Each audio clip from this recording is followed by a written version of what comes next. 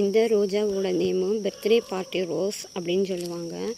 எல்லா டைம்லேயும் பூ வேணாம், என் செடியில் எப்போவுமே பூ நிற்கணும் அப்படின்னு விரும்புகிறவங்க இந்த ரோஜா செடியை தைரியமாக சூஸ் பண்ணிக்கலாம். இதில் எப்போவுமே பூ நிற்கும். ஒரு பூவை பறிச்சதும் அதில் திறந்து வந்து திருப்பி அடுத்த பூ வந்துகிட்டே தான் இருக்கும். நிறைய மொட்டுகளும் வச்சுட்டே தான் இருக்குது. இப்போ வெயில் அதிகமாக இருக்கிறதுனால ட்ரிப்ஸ் அட்டாக் இருக்குது. ஆனால் பூவெல்லாம் நல்லா தான் பூக்குது. ஆனால் ஒரு நாள் தான் இந்த பூ இப்படி பட்ஸாக அழகாக இருக்கும். மறுநாள் ஆனதுமே இந்த மாதிரி விரிஞ்சிடும். அப்புறம் கொஞ்சம் கொஞ்சமாக கலர் இதாகி 1 வீக் எப்படியுமே நிற்கும். தொட்டியில் 1 வீக் நிற்கும். அதுக்கப்புறம் தான் இது அப்படியே உதிர்ந்து விடும். இந்த வெயில் காலத்துலேயே நல்லா பூக்கிற வெரைட்டி இந்த ரோஜா சொல்லலாம். இதுக்கு பேர் பர்த்டே பார்ட்டி ரோஸு. இதில் நிறைய முட்கள் இருக்கும் பாருங்கள். கையாளும் போது ரொம்ப கவனமாக தான் கையாளணும். இந்த சம்மர் சீசன்லேயும் நிறைய திறந்து வந்துகிட்டே தான் இருக்குது.